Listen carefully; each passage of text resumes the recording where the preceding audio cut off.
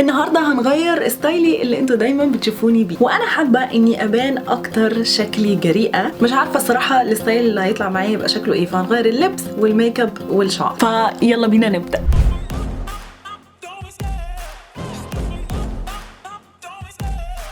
اوكي، اول حاجه هنغير اللبس اللي انا لابساه دلوقتي.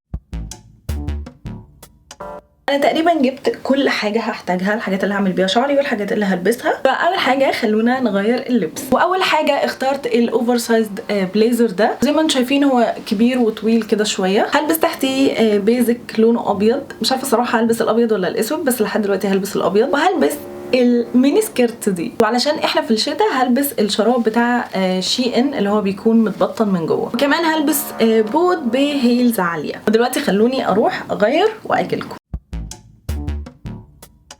ودلوقتي وقت ان انا اعمل شعري. فانا جايه في بالي ان انا اعمله ويفي من اوله لاخره، وهحاول اعمل فيه حاجه من فوق من هنا، وكمان هظبط القصه اللي دلوقتي بايظه دي.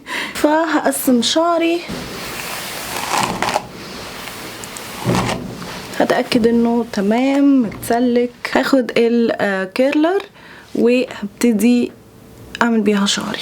دلوقتي خلاص هي سخنت، فهعمله كله من فوق لتحت، ومش هعمل خصل صغيرة، هعمل خصل كبيرة. هستنى 10 ثواني وبعدين هسيبها. وهعمل كده بقى في كل الشعر. مش لازم يبقى مظبوط بالظبط، لان انا مش عايزاه مظبوط بالظبط يعني، فهحاول اعمله ان هو عشوائي شوية.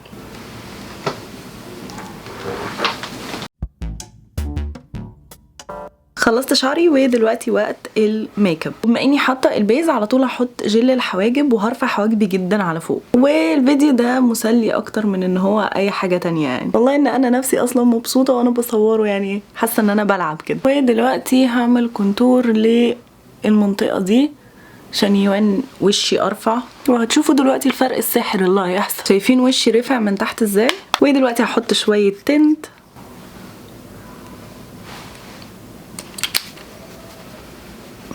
وناخد لون بينك كده عشان نحطه في العيون. نحطه على كل العين من فوق ومن تحت. تسألوني ده لوك ايه؟ ده لوك معرفش هو ايه الصراحة. وبعدين هاخد شوية لون شيمر وكمان احطه على كل العين كده. وهنحط ايلاينر ابيض، وعلشان يبان اكتر هنجيب اي اشادو لونه فاتح قوي كده ونحطه فوقيه عشان الايلاينر يكون لونه واضح شوية. كده نكون حطينا ايلاينر لونه ابيض. وانا هحاول اعمل نقطة هنا كده باللون الاسود. كمان هاخد نقطة هنا صغيرة باللون الاسود. انا قلت لكم النهاردة ان انا مجنونة النهاردة. بعمل حاجات عجيبة. هتني رموشي واحط ماسكارا، واخر حاجة هنحط ليبستيك. حدد الاول شفايفي بدرجة تيراميسو من ريمال، وبعدين هاخد درجة 135 من ميبلين،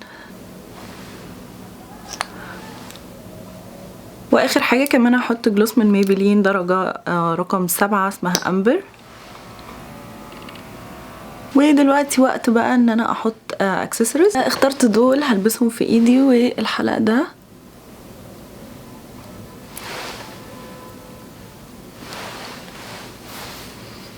وبس كده. تعالوا بقى اوريكم قبل وبعد.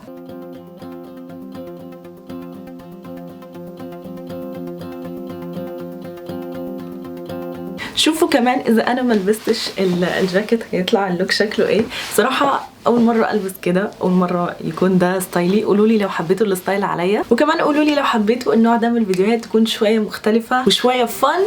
وبكده نكون وصلنا لنهايه الفيديو. ما تنسوش اللايك وكمان السبسكرايب من الزرار اللي تحت الفيديو، وان شاء الله اشوفكم على خير في الفيديو الجاي. سلام.